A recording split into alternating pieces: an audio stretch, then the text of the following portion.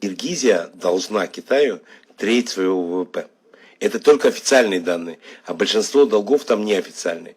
Теперь киргизы, они говорили китайцам: ну слушайте, ребят, давайте долги как японцы. Японцы, когда дают долг, они проверяют, на что это идет, как это будет. То есть они говорят: представьте смету, под что мы даем долг.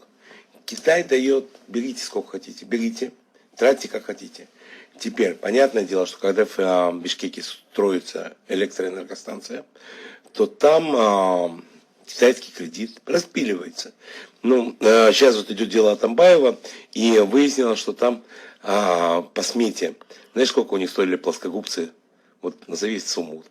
Плоскогубцы? Да. В долларах? Да. Ну, я знаю, там $20. 600. Ладно тебе. Честно? Одни плоскогубцы? Одни плоскогубцы стоили 600 долларов. Это нормально. Вот. Это по-нашему. Одни плоскогубцы.